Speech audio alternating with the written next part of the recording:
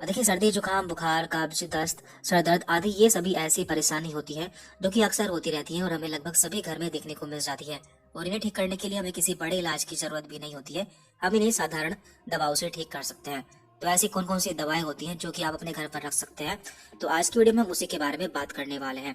देखिए, इन दवाओं को हम ओटीसी मेडिसिन कहते हैं, यानी कि ओवर द काउंटर मेडिसिन, जो कि आपको मेडिकल स्टोर पर आसानी से मिल जाती है। तो पहली प्रॉब्लम है यहाँ पर हमारी फीवर, जिसे कि हम बुखार कहते हैं। तो बुखार एक बहुत ही कॉमन प्रॉब्लम है जो कि हमें बहुत ज्यादा देखने को मिलता है। बुखार कभी भी किसी को भी हो सकता है। तो इसके लिए हम कौन सी दवाएं इस्तेमाल करते हैं, तो इसके लिए हम पैरासीटामोल या फिर आइबुप्रोफेन, इन दोनों में से कोई भी एक दवा मरीज को दे सकते हैं।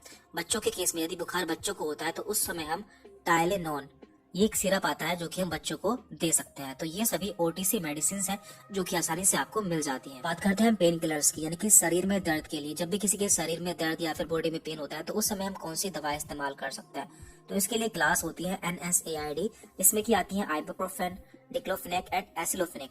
ये तीनों दवाएं NSAID, इसकी फुल फॉर्म है non steroidal anti inflammatory drugs. तो इन तीनों में से कोई भी दवा मरीज को दी जा सकती है जिसकी बॉडी में पेन होता है। इसके अलावा यदि आपको इनमें से कोई दवा नहीं मिलती है तो हम पैरासीटामोल टैबलेट का इस्तेमाल भी कर सकते हैं। इसके बाद यहाँ पर हेडेक, जैसे कि हम आम भाषा में सर में दर्द बोल देते हैं। सर में दर्द होना भी एक बहुत ही कॉमन प्रॉब्लम है।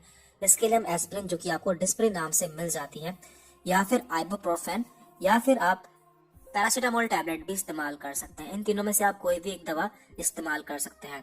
इसके अलावा कुछ बाम आते हैं जो कि सर के दर्द में इस्तेमाल किए जाते हैं, जो कि आपको लोकली अप्लाई करने होते हैं, जैसे कि आयोडेक्स बाम या फिर झंडू बाम। तो ये बाम भी आप अप्लाई कर सकते हैं और अपने घर पर रख सकते हैं। अब बात करते हैं हम नोजिया एंड वोमिटिंग, यानी कि उल्टी आना या फिर जी मिचलाना। यदि किसी को उल्टियां आती हैं या फिर जी मिचलाता है तो ऐसी कंडीशन में कौन सी दवाएं इस्तेमाल की जाती हैं, तो इसके लिए ओंडासेट्रॉन या फिर डोमपेरिडोन, इन दोनों में से कोई भी एक दवा इस्तेमाल की जाती है। और देखिए, यहाँ पे जो मेडिसिन बता रहा है ये मेडिसिन के शॉर्ट नेम है। ये आपको ब्रांड नेम से अलग अलग नाम से मिल सकती है, जैसे कि वोमिस्टॉप, वोमिकाइंट आदि। लेकिन यदि आप मेडिकल स्टोर पर जाकर ये नाम बताते हैं तो आपको मेडिकल स्टोर वाला इनका कोई ब्रांड नेम आपको आसानी से दे देता है। इसके बाद यहाँ पर है गैस्ट्राइटिस एंड एसिडिटी, यानी कि पेट में गैस बनना या फिर पेट में अम्ल बनना। कई बार पेट में गैस बन जाती है या फिर पेट फूल जाता है, तो ऐसी कंडीशन में कौन सी दवा इस्तेमाल कर सकते हैं, तो इसके लिए हम रेंटिडीन, पेंटाप्राजोल, ओमिप्राजोल या फिर रेविप्राजोल दवा इस्तेमाल कर सकते हैं। ये दवाएं आपको कैप्सूल एंड टैबलेट फॉर्म में मिल जाती है। तो ये सभी दवाओं के शॉर्ट नेम है, ये कई सारे ब्रांड नेम से मिल जाती है, जैसे कि पेंटाप्राजोल आपको पेंटॉप 40 नाम से मिल जाती है, या फिर ओमिप्राजोल आपको ओमिजेड नाम से मिल जाती है, जो कि इसके काफी पॉपुलर ब्रांड नेम है। अब जान लेते हैं हम कॉन्स्टिपेशन के लिए या फिर कब्ज के लिए कौन सी दवाएं इस्तेमाल की जाती हैं। तो कब्ज के लिए बीसाकोडिल दवा इस्तेमाल की जाती है। इसके अलावा आप साइलम हस्क, जिसे कि हम इसबगोल की भुस्सी बोलते हैं, तो ये भी इस्तेमाल कर सकते हैं। ये भी कॉन्स्टिपेशन के केस में काफी फायदेमंद होती है। इसके बाद यहाँ पर है डायरिया या फिर लूज मोशन, जिसे कि हम आम भाषा में दस्त भी बोल देते हैं। दस्त में क्या होता है, किसी को बार बार स्टूल पास करने के लिए जाना पड़ता है। तो इसके लिए हम कौन सी दवा इस्तेमाल कर सकते हैं, इसके लिए हम लोपेरामाइड टैबलेट इस्तेमाल कर सकते हैं, जिससे बहुत ही जल्दी आराम मिल जाता है। साथ में हम लैक्टिक एसिड बेसिलस भी दे देते हैं, क्योंकि जब किसी को दस्त होता है उससे क्या होता है, उसके पेट में जो अच्छे बैक्टीरिया होते हैं वो भी बाहर निकल जाते हैं। तो उन्हें बाहर से हम लैक्टिक एसिड बेसिलस दे देते हैं। साथ में हम इलेक्ट्रोल पाउडर भी दे सकते हैं, क्योंकि दस्त होने पर हमारी बॉडी से इलेक्ट्रोलाइट्स भी बाहर निकल जाते हैं। और हम इसबगोल की भुस्सी भी दे सकते हैं, क्योंकि इसमें नेचुरल फाइबर्स पाए जाते हैं जो कि डायरिया को कंट्रोल करता है।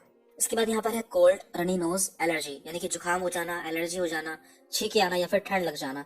तो ऐसी कंडीशन में हम कौन सी दवा इस्तेमाल करते हैं, तो इसके लिए हम सिट्रिजिन या फिर एविल दवा इस्तेमाल कर सकते हैं, क्योंकि ये दोनों एंटी एलर्जिक दवाएं होती हैं, जो कि एलर्जी के केस में या फिर जुकाम के केस में इस्तेमाल की जाती हैं। अब बात करते हैं हम कफ यानी कि खांसी। तो खांसी दो तरह की होती है, एक होती है सूखी खांसी और एक होती है गीली खांसी।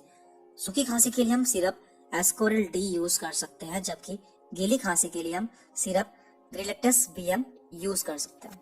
इसके बाद यहाँ पर इंजरी या फिर चोट लग जाना। तो जब भी किसी को ओपन वुंड या फिर खुली चोट लग जाती है तो उस समय वहाँ पे हमें कुछ मेडिसिन अप्लाई करनी होती है। तो ऐसे में हम एंटीसेप्टिक मेडिसिन लगा सकते हैं, जैसे कि पोविडोन आयोडीन, जो कि आपको बीटाडीन नाम से मिल जाता है, या फिर आप सेप्रोमाइसिन क्रीम वहाँ पर अप्लाई कर सकते हैं।